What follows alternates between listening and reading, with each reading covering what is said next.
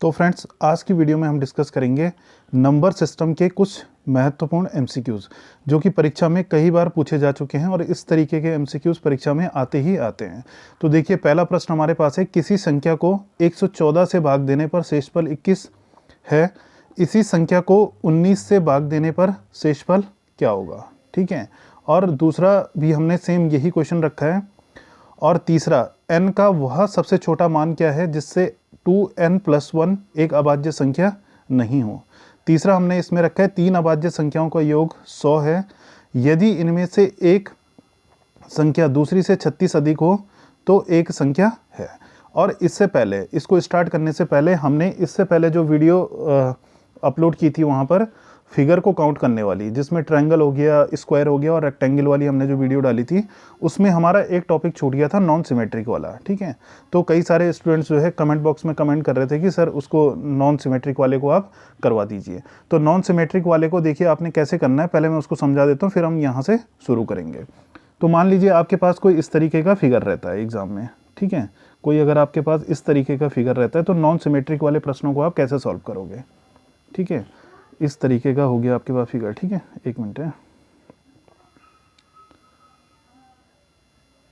ठीक है, मान लीजिए इस तरीके का आपके पास कोई फिगर होता है। ठीक, और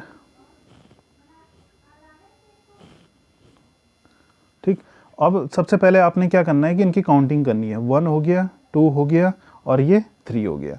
ऐसे ही ऊपर की तरफ भी करना है, 2 हो गया, 3 हो गया और 4 हो गया। ठीक है, अब इसमें आपने क्या करना है कि ये जो लास्ट वाला है, ठीक है, ये यहाँ पर 4 है और ये यहाँ पर 3 है। ठीक है, तो सबसे पहले आपने क्या लिखना है, इनको इस फॉर्म में लिखना है, 3 × 4 लिखना है। फिर एक घटते हुए क्रम में नीचे की तरफ आना है। 3 के बाद क्या आएगा, 2, 4 के बाद क्या आएगा, 3, फिर 2 के बाद 1 आएगा और 3 के बाद 2 आएगा। जहाँ पर भी 1 आ जाए, दोनों में से कहीं भी, ठीक है, या तो फिर इस तरफ आए, राइट हैंड साइड आए, या फिर लेफ्ट हैंड साइड, जो मल्टीपल में है दोनों। ठीक है, कहीं पर भी अगर 1 आता है तो वहीं पर आपने रुक जाना है। अब इनकी मल्टीप्लाई करनी है, तो 4 3 जा कितना होगा, 12, 3 2 जा कितना हो जाएगा, 6, 2 1 जा कितना हो जाएगा, 2।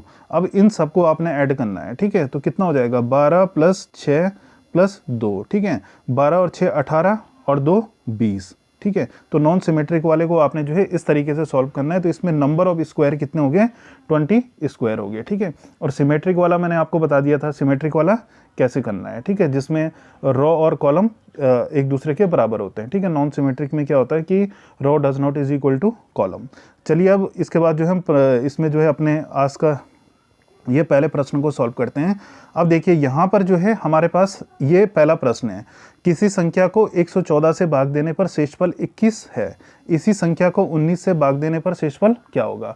अभी तक आपने जो है ऐसे प्रश्नों को आप कैसे डील करते हो कि आप जो है फॉर्मूला लगाते हो, भाज्य बराबर भाजक। ठीक है, फॉर्मूला क्या होता है, भाज्य बराबर भाजक, भाजक गुणा गया भागफल, भागफल प्लस शेषफल। ठीक है, अभी तक ये फॉर्मूला आपने यूज़ किया, लेकिन आज की वीडियो में जो हम प्रश्नों को डील करेंगे, हमें इस फॉर्मूले की ज़रूरत ही नहीं है।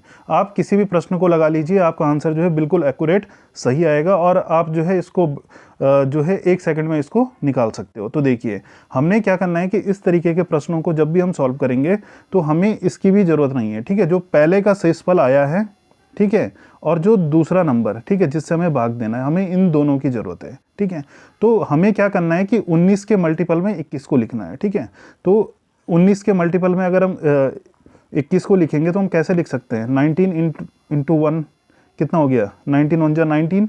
ठीक है, और प्लस 2 हम लिख सकते हैं, तो कितना हो गया, 19 + 2 21, और ये जो 2 आया है यही हमारा क्या है, शेषफल है। तो ऑप्शन नंबर बी राइट हो गया। ऐसे ही हम दूसरे प्रश्न को भी कर लेते हैं। ठीक है, अब हमने पहले ही बताया था, इससे हमें कोई मतलब नहीं है। ठीक है, प्रश्न सेम रहेगा।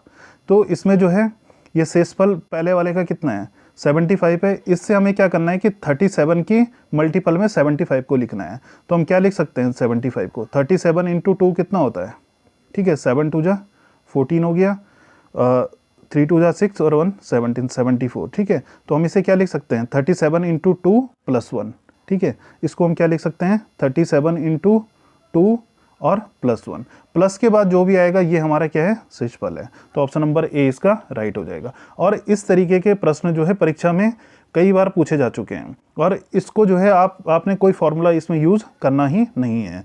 आप कोई सा भी क्वेश्चन उठा लीजिए, अगर आपसे ना निकले तो फिर आप जो है कमेंट बॉक्स में कमेंट करना। लगभग सारे ही प्रश्न इस तरीके से जो है आपके निकल जाएंगे, क्योंकि जैसे हम फॉर्मूला इसमें पुट करते हैं वो भाज्य बराबर भाजक इंटू भागफल प्लस शेषफल वाला, तो इसी तरीके से हमारे पास इक्वेशन निकल करके आती है। ठीक है, तो ये पहले वाला जब हमारे काम का ही नहीं है तो इसको निकाल के कोई फ़ायदा नहीं है, क्योंकि वहाँ पर तो आपने गोला बनना है ना, आपको आंसर से मतलब है।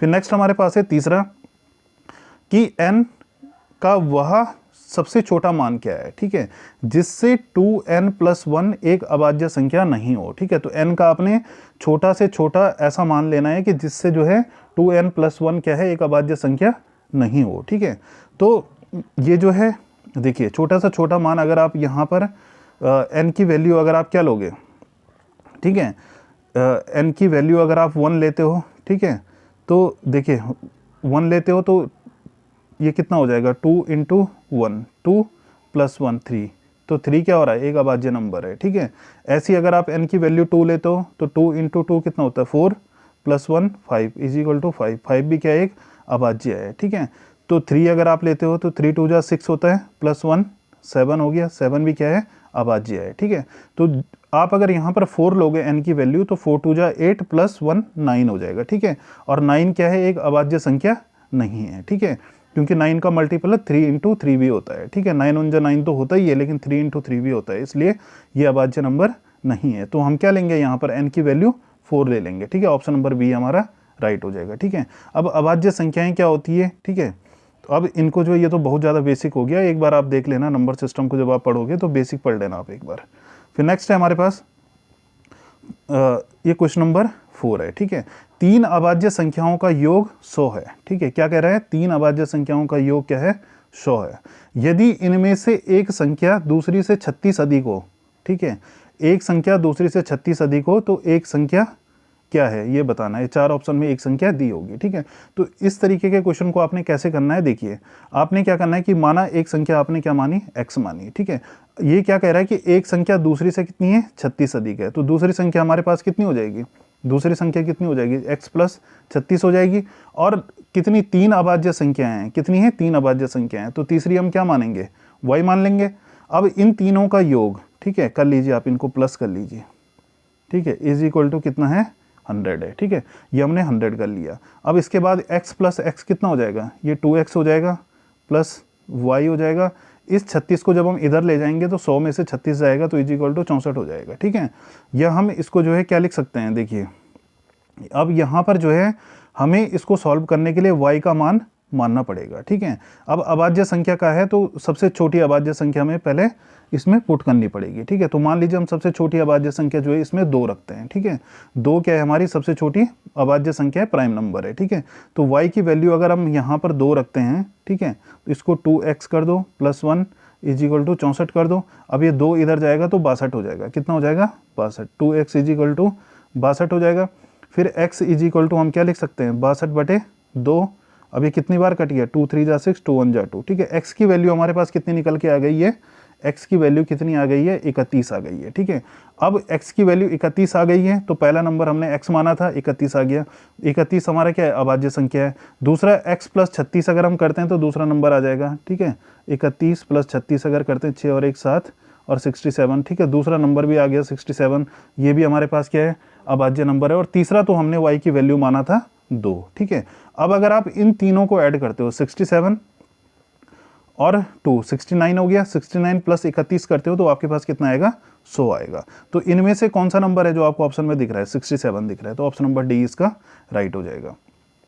तो धन्यवाद दोस्तों, आज के लिए इतना ही। अगर आपको वीडियो थोड़ी सी भी हेल्पफुल लगी हो तो प्लीज़ वीडियो को लाइक और शेयर करना ना भूलें, और जो चैनल से नए जुड़े हैं वो चैनल को सब्सक्राइब